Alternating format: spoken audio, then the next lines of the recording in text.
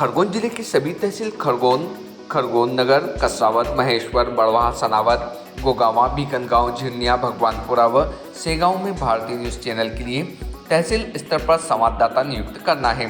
सभी इच्छुक अनुभवी ही संपर्क करें 9925046607। खरगोन जिले के कसरावत तहसील के बलकवाड़ थाना क्षेत्र के मुंबई आगरा राष्ट्रीय राजमार्ग स्थित मगरखेड़ी में मंजिल ग्लोबल कंपनी में काम करने वाले 24 वर्षीय बाइक सवार मजदूर लखन पिता मुकेश चौधरी उम्र 24 वर्ष की दामनोद जाते समय ग्राम निमरानी बाईपास चौराहे पर मंगलवार की शाम को रोड पर क्रॉसिंग के दौरान मिनी ट्रक ने टक्कर मार दी, जिससे बाइक सवार गंभीर रूप से घायल हो गया, जिसे गंभीर हालात में इंदौर रेफर किया गया, जहां बुधवार की शाम को उसकी मृत्यु हो गई। जिसके बाद परिजन सहित बड़ी संख्या में समाजजन शव को लेकर ग्लोबल कंपनी गेट पहुंचे, जहां शव रखकर मृतक के छोटे भाई दीपक चौधरी ने कंपनी से 30 लाख रुपए की आर्थिक सहायता की मांग और परिवार में एक सदस्य को नौकरी की मांग रखते हुए प्रदर्शन किया। शव रखकर परिजन रात भर से डटे हुए हैं। वहीं परिजनों का कहना है कि जब तक मांग नहीं मानी जाएगी तब तक शव का अंतिम संस्कार नहीं होगा। घटना के बाद से कसरावत एसडीएम संघप्रिय सहित एसडीओपी मनोहर सिंह गवली और बलकवाड़ा टीआई पुलिस फोर्स के साथ मौजूद हैं। जब कंपनी के गेट पर ही शव के अंतिम संस्कार की जानकारी पुलिस और प्रशासन को लगी तो एसडीएम द्वारा अनाउंसमेंट करके परिजनों को समझाइश दी गई है। भारतीय न्यूज के लिए खरगोन से रजाक खान की रिपोर्ट। एक श्रमिक की मंजिल ग्लोबल में जो काम करता था विगत 1 साल से, उसकी मृत्यु हो गई है।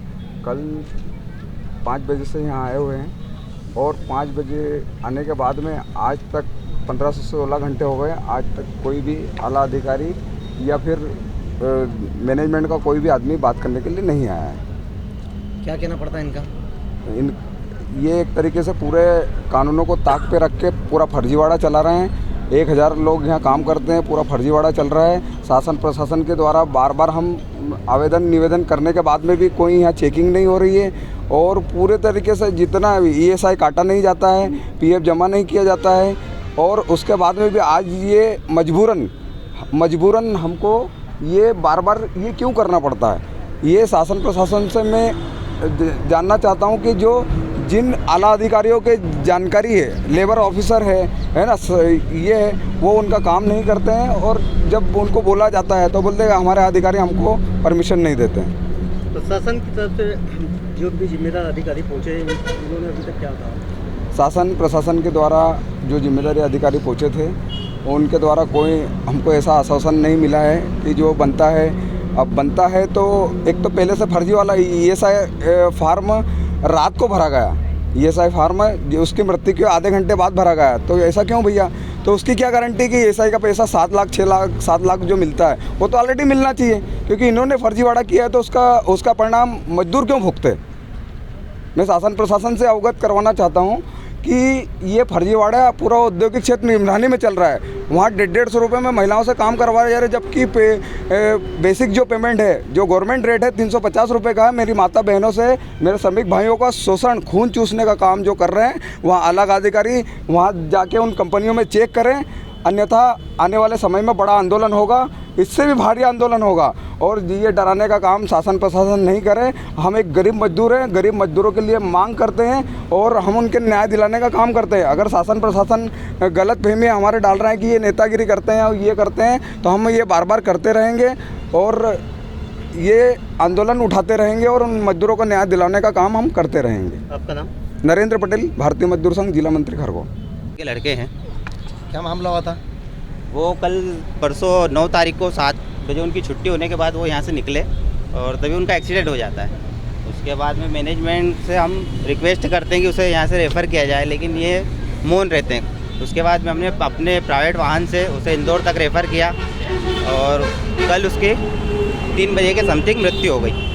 मृत्यु होने के बाद में हम उसकी डेड बॉडी को लेकर यहाँ आए हैं और हमारी मैनेजमेंट से हाथ जोड़कर विनती है कि वो हमें 30 लाख रुपए तक का मुआवजा और एक व्यक्ति को नौकरी दे, क्योंकि परिवार में उसके पिताजी भी नहीं है, अब घर चलाने वाला कोई नहीं बचा।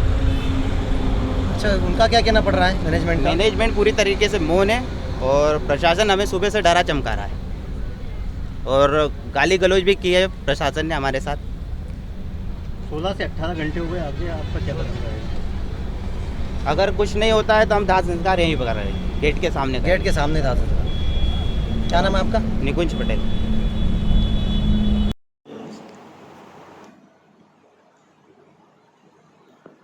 सर, जो ये परसों घटना हुई थी आपके यहाँ के श्रमिक की, क्या यहाँ पर हुई थी, क्या ड्यूटी पे था?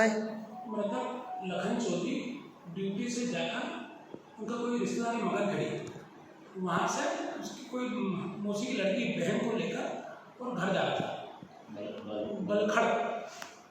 घर उसका धामा था लेकिन वो बलखड़ के जा रहा था, तो मौसा जी के यहाँ के मामा जी के यहाँ जा रहा था। रास्ते में रॉन्ग साइड खड़ा होने से उसकी दुर्घटना में मृत्यु हुई।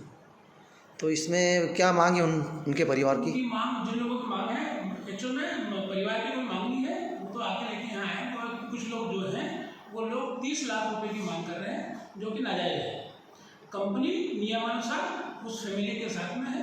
कंपनी के उस परिवार के प्रति, मृतक परिवार के साथ में सहानुभूति है। कंपनी नियमानुसार जो भी सहायता देना चाहती है वो कल घोषणा कर दी गई है, सबको लिखित भी दे दिया है, एसडीएम साहब को भी दे दिया है।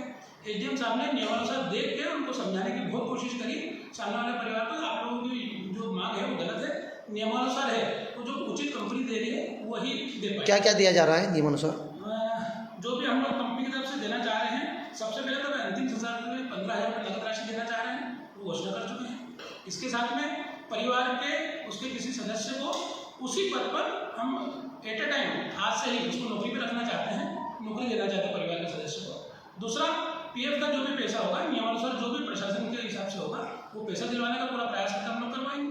चौथा, उसका जो इंश्योरेंस है 3 से 4 लाख रुपये लगभग इंश्योरेंस आएगा, वो इंश्योरेंस भी हम लोग उनको दिलवाने का पूरा प्रयास करेंगे।